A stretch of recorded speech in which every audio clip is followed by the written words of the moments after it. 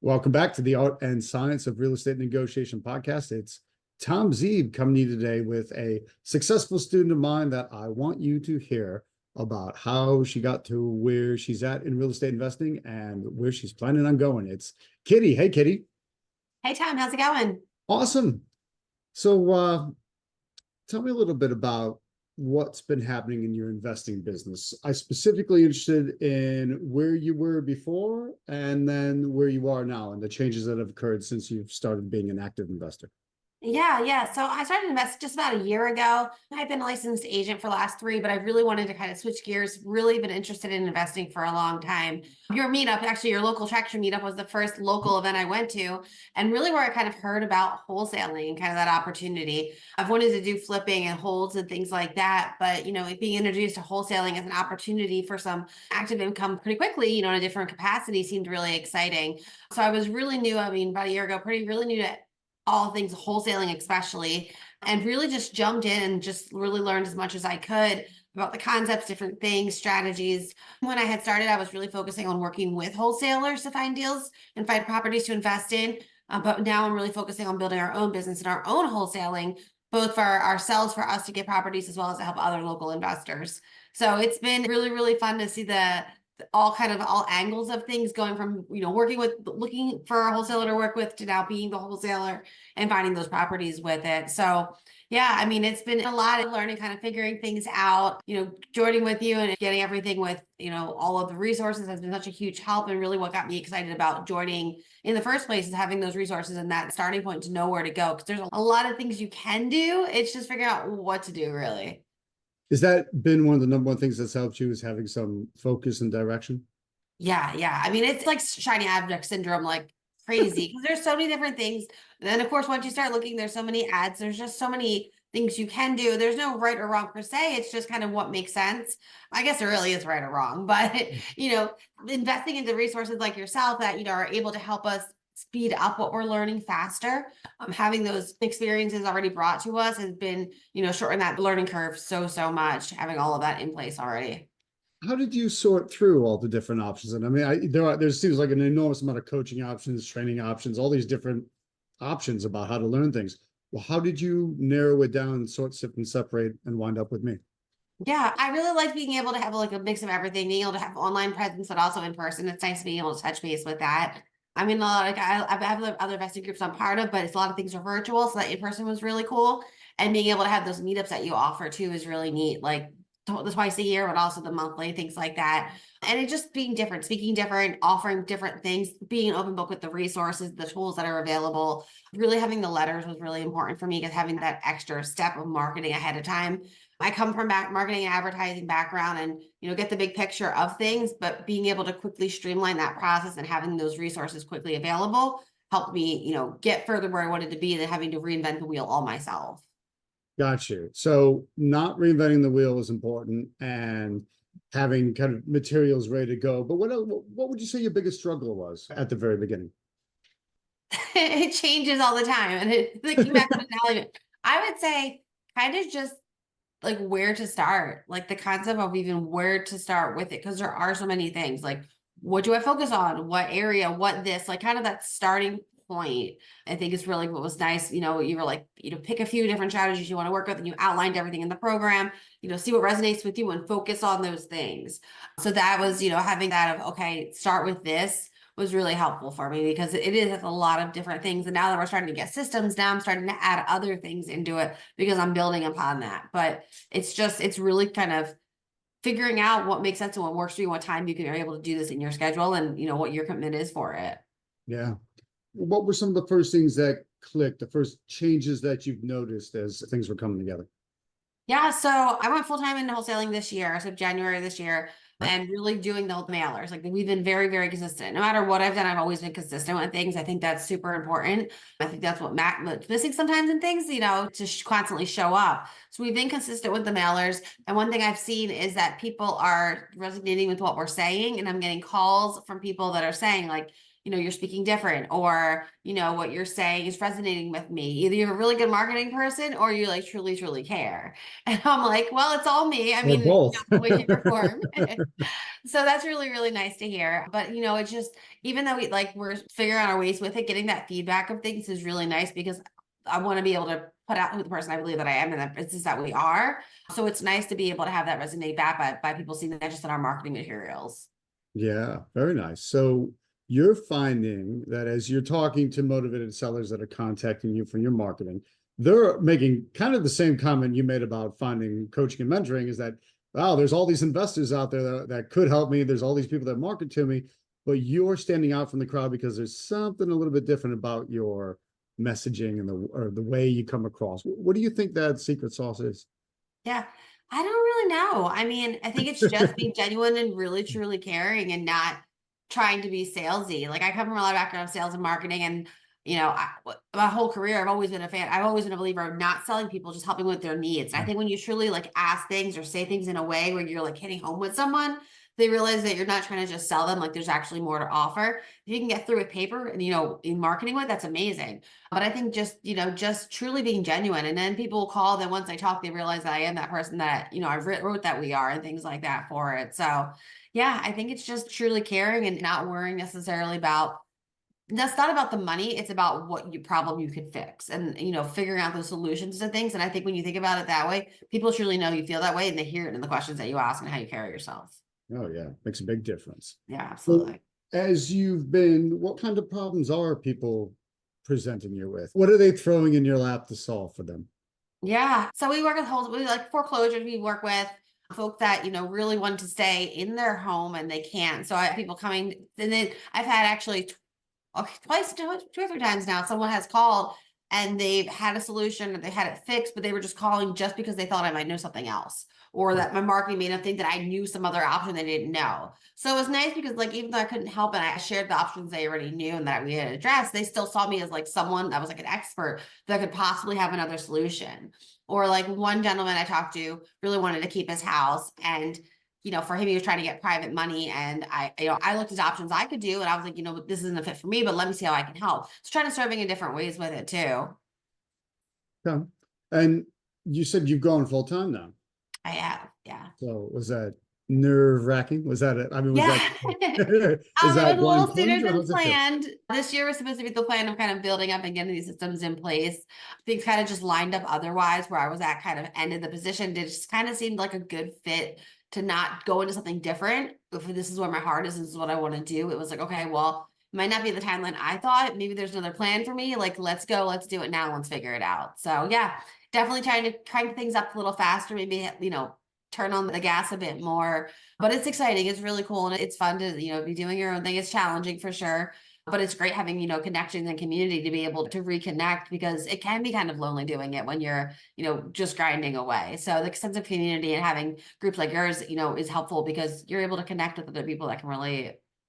Yeah, entrepreneurship it's fantastic, right? You get to build what you want. You're with your family. It's a fantastic feeling, and yet there's a slightly lonely edge to it at sometimes as well, because you don't generally walk into a room of other entrepreneurs and that just understand what it is. Most rooms you walk into are employees, and so people don't quite understand those weird entrepreneurs.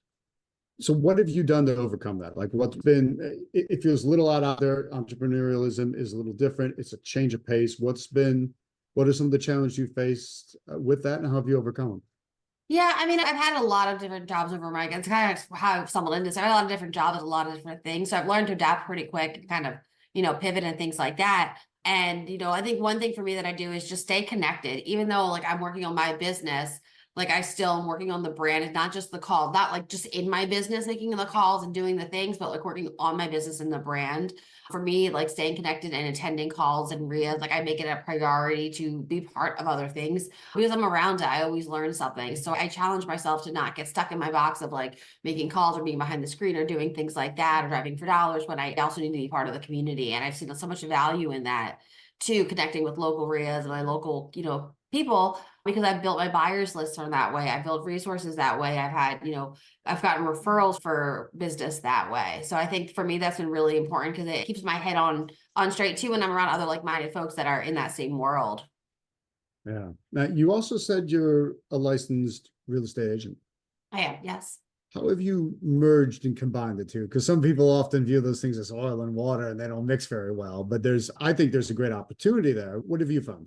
Yeah, it's actually been really exciting. So when I started so I always wanted to like flip and do like the investment kind of things. I mean, years, me and my husband were dating. We've talked about doing this like 15 years ago.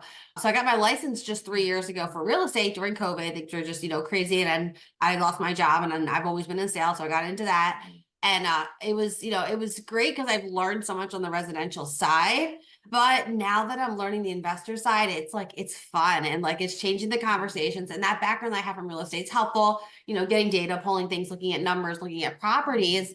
But it's like, instead of looking at how to make properties pretty in that moment to sell them, it's like, all right, distress, like the uglier, the better, let's go. So it really it changes the way you look at everything a lot different. I was on a listing appointment recently and it's, market ready home, not a distressed situation.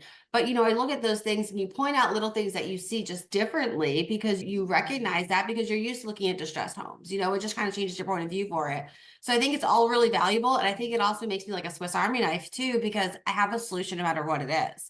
If you're market ready, then we can go in the market. If you're not market ready, then, we can do off market. If you want to get there, I can show you how to get there too. Like I have all these different things and experiences to help kind of pivot around and dance with that.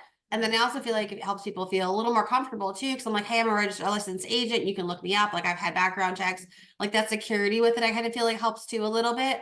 Not that people do ask surprisingly more than I would think, about me and our business and, things like that in our websites.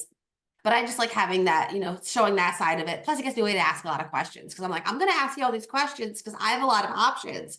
So if I ask you these questions, I can help figure out what makes sense for you. And then they're like, oh, okay, that makes sense. So yeah, I feel like it's just, a little more to it. Now, there's obviously things that I can and can't do that are a little different, disclaimers, things like that. So kind of learning those ropes, but it's been great. I've actually people call me because I've had my disclaimers and have said, hey, I saw that you're also an agent. Like, I loved, and she was like, I don't have a lien anymore in my house. My son was supposed to take care of it.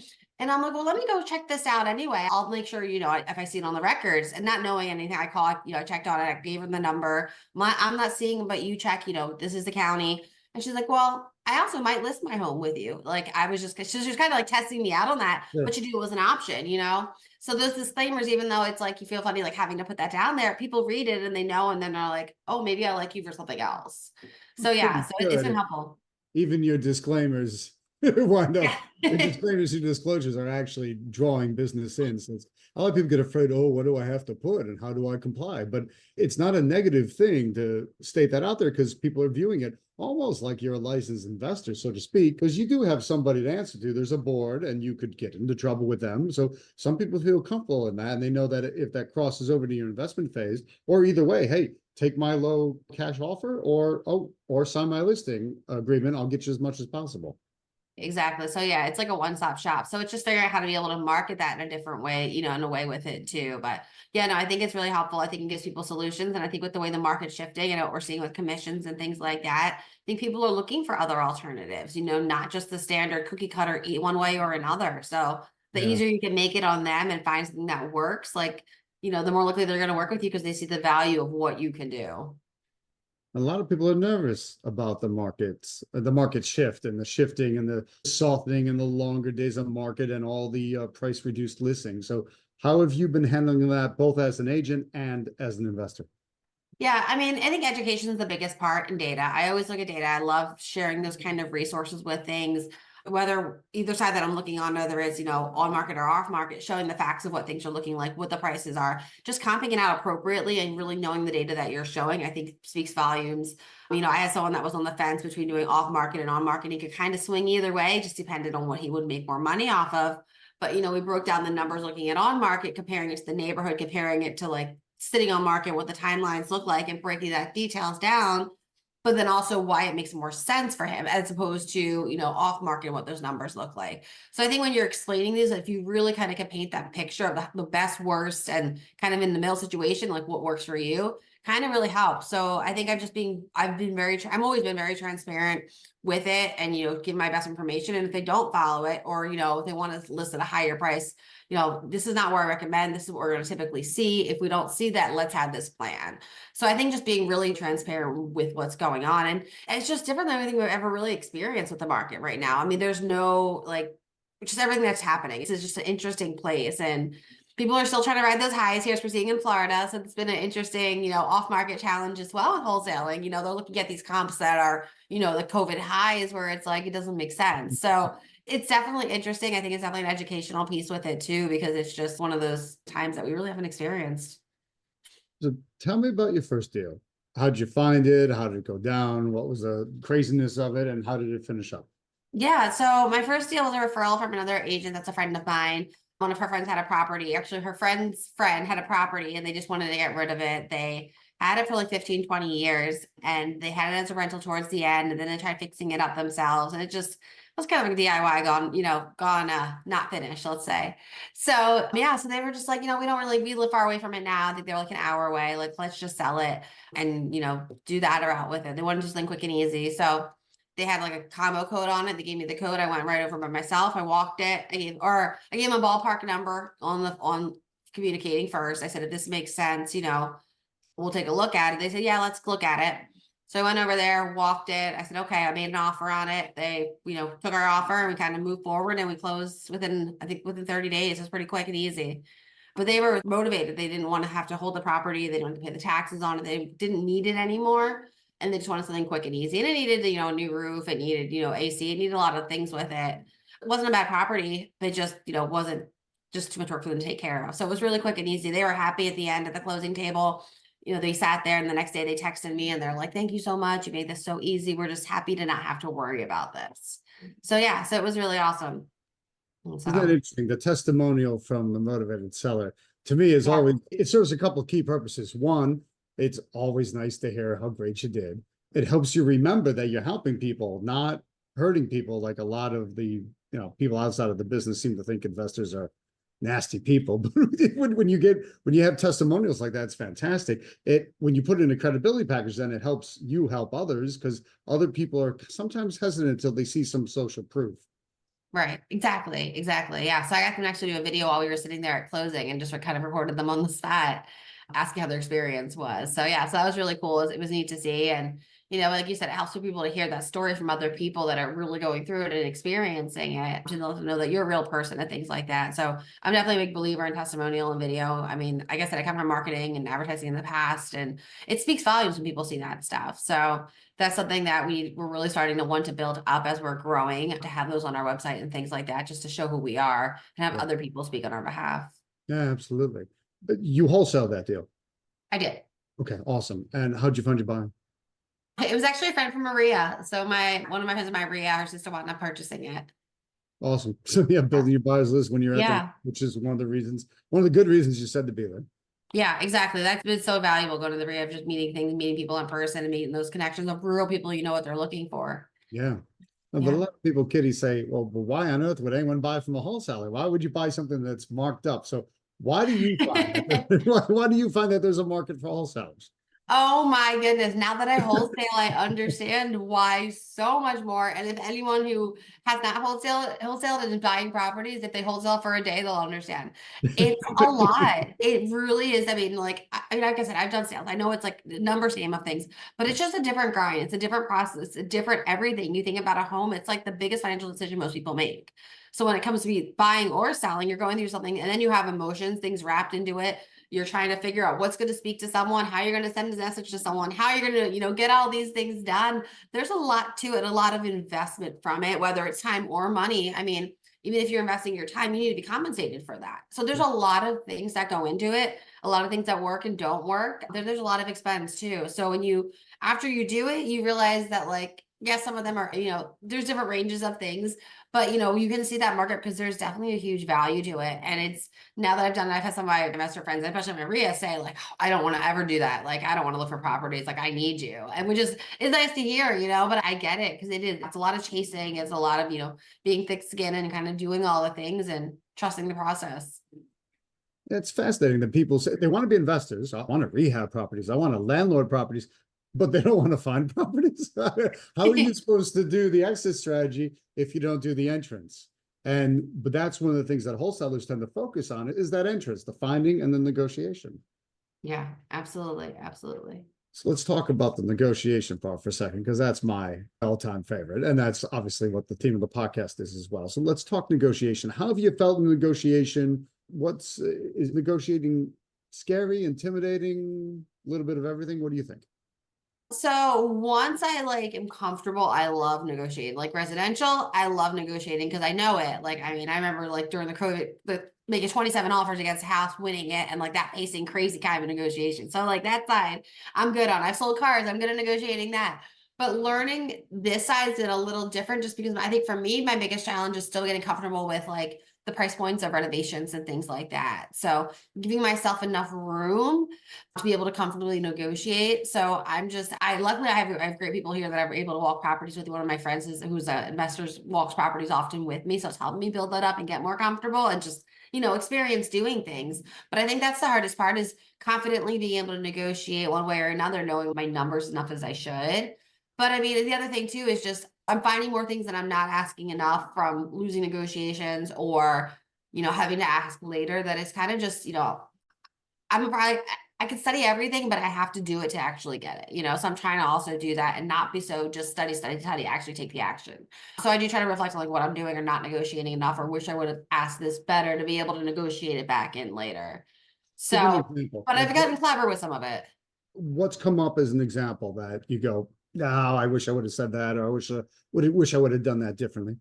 Yeah, well, I mean, this is a silly one, but this is a little while back. There was a condo we were looking at and we were putting an offer in, and she had owed it for I think 20 some years. And I didn't even ask her how much she owed on the mortgage. I was just because she had other people looking at it. It's kind of like a time crunch. I was like, okay. And I just, I forgot to even ask that because I'm like, it's 20 some years. Well, when I went to put our offer in, she owed more. She must have refinanced. She did something to add back on it. So it wound up being higher, way higher than my offer even was. And I was like, oh, duh, I should have, gone back to do that. But I was just so in the moment, excited to go, Yeah. have someone that was ready to go with it. So yeah, just learning to ask those right questions with it. But on the flip side, I mean, going back to asking those questions, helps me negotiate because if you know what they're going through, you can negotiate in other ways. One of my appointments for a listing, I was able to figure out from negotiating with him on price of things that he might possibly rent it himself instead of sell it. So that kind of being able to understand that helped me negotiate my price point, as a listing agent, or if we could do other things. So it's just interesting. It's just, yeah, it's just getting more comfortable with those right questions to be able to use them in negotiations again and getting that experience of those questions too. And remembering those things to, be confident to ask better in the future. Gotcha. So that again, the training and the practice are really bringing negotiation together for you. Yeah. What would you say the number one negotiation lesson I've taught you is? What have you benefited the most from? That's a tough one because there's a lot of different elements. I can't really say one in between. I think just how kind of how you, and this is probably pretty vague, but kind of just how you respond to their numbers like that, whether you're finching or how you're responding to that. And because I don't always do that per se, but just that initial reaction. So I think learning how to respond to their numbers probably makes you think a little bit. It's interesting that you put it that way. It's not one particular technique, it's an overall kind of attitude or approach towards Yeah. negotiation. And that's something that we practice a lot on the monthly sessions I do with students is a lot of times I tell people, hey, look, yeah, I know you're here live, but go back to the recording and listen to this part again, because you want to hear the languaging, you want to hear the way things are said, because a lot of it starts to become instinctual after a while. It teaches you the base and how to handle the basics using the base knowledge, but then you start to internalize it and embody it, and you just start spitting out the negotiation techniques, the negotiation game, as if it's natural and secondhand for you. But that only comes from practice, only comes from actually implementing it and trying. Exactly. Because you can read as much as you want, but until you're actually in that moment having to be quick on your feet with a, situation or real life thing happening. Absolutely. Absolutely. What are some of the crazy situations you've come across or random monkey wrenches people have thrown at you as you're talking to them and negotiating with them? So I remember one of my first houses I went to look at. It wasn't really, I was just really just kind of an eye opener when talking to people. He told me it just needed some paint. It just needed some paint. I said, okay, all right. So I go over, I have my contractor friends meet me over there, and it's like the first half property we're walking with them, and I'm excited. I'm like, maybe I have a deal here. I think I can make this work. We get in and it didn't just need paint. It was so bad. There was termites in the doors. Like the whole kitchen was like collapsing. All the piping was collapsing. It was so bad.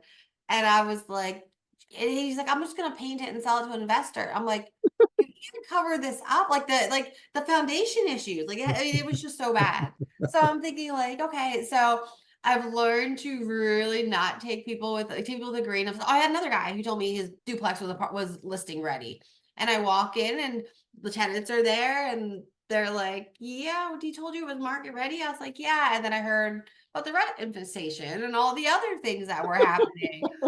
So I mean, like I've used to it for like residential a little bit, like things here or there, like not fibs, but like little things like off.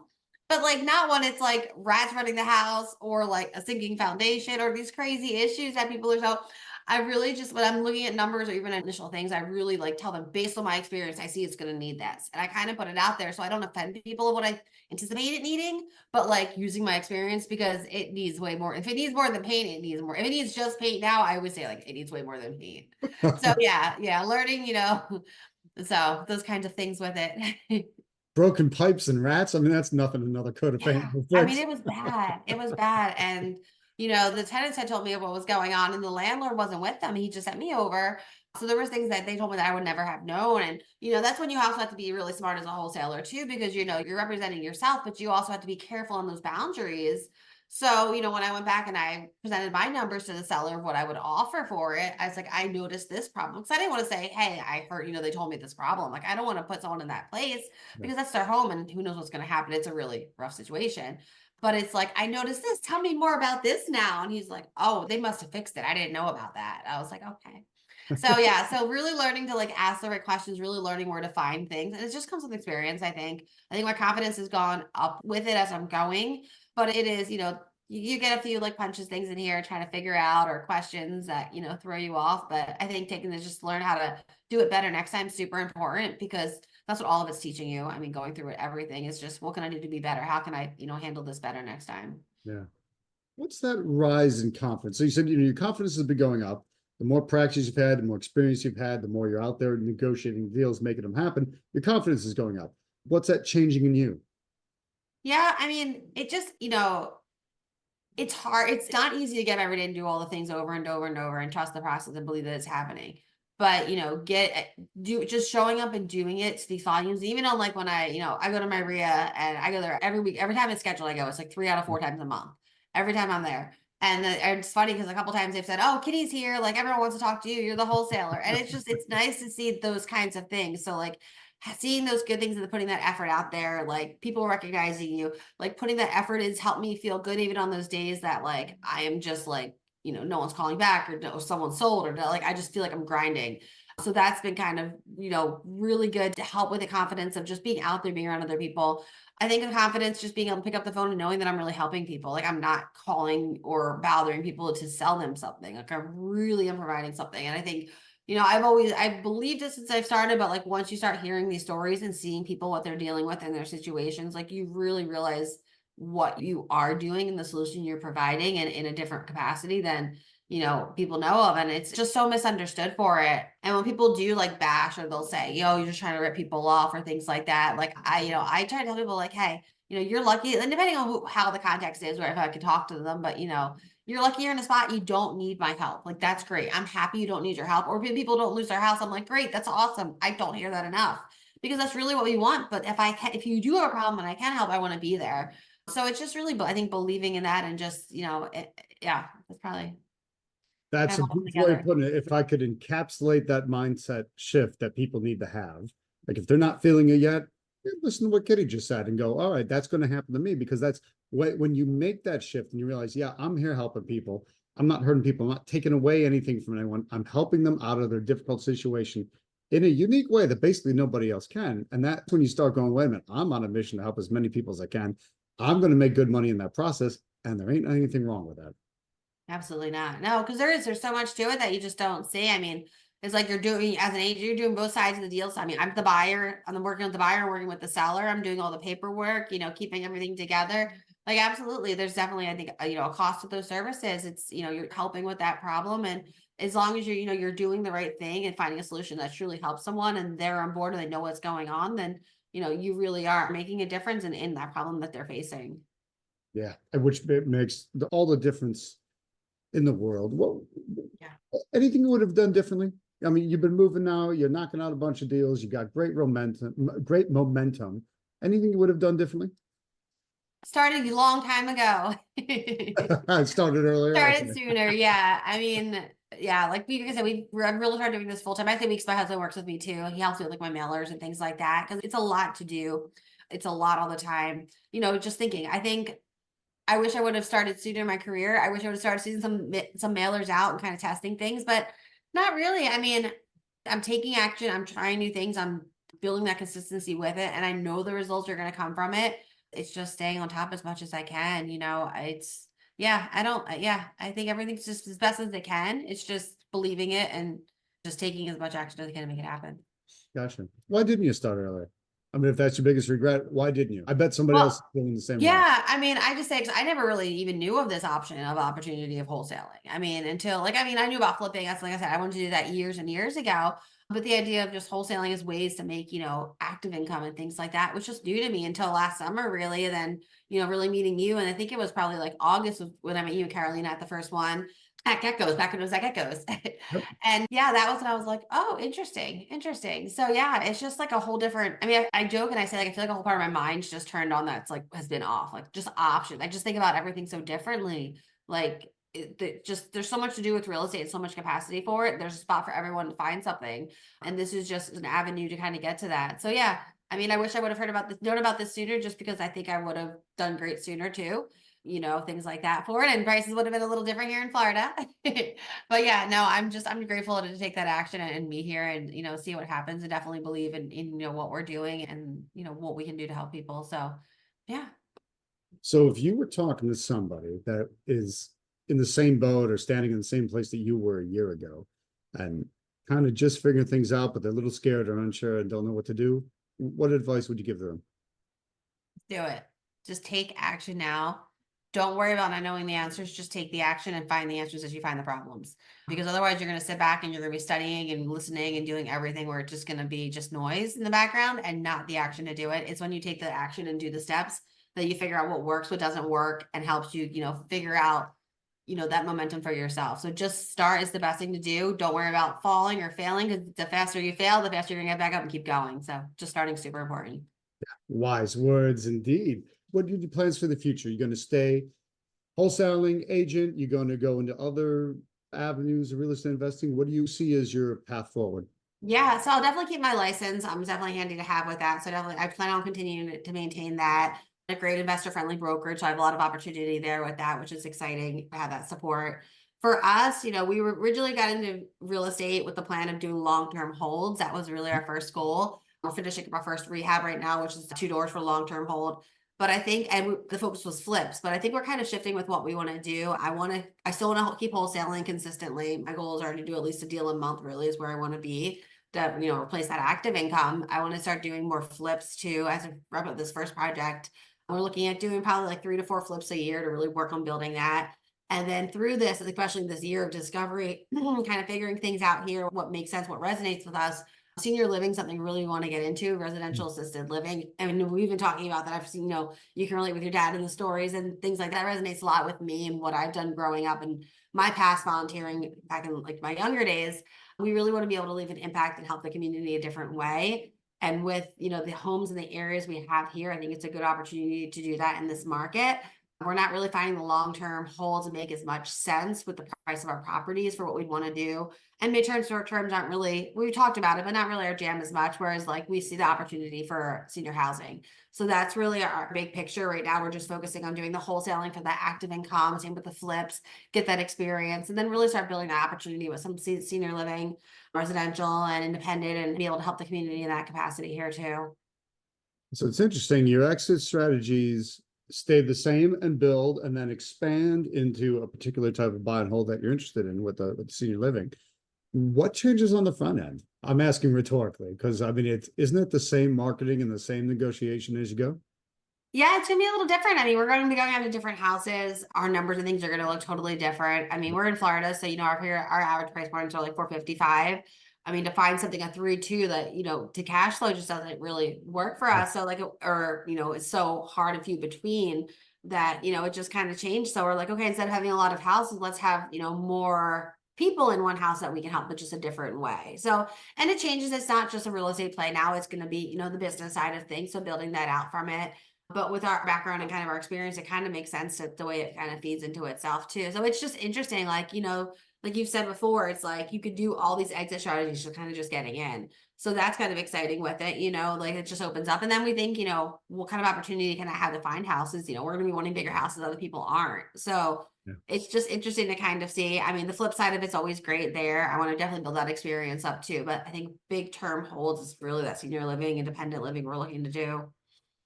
It's perfect. Kitty, you got a great plan. And I think a great path ahead of you. Congratulations. Thank you so much, Tom. And thanks for your time. Appreciate it. And thanks for being very candid and open with everyone. I think when you go back through that, I've listened to this a couple of times and really start to pull out the different things Kitty was saying, because there's an enormous amount of gold in each of those conversations. Thanks so much. I appreciate it. Thanks for having me. My pleasure.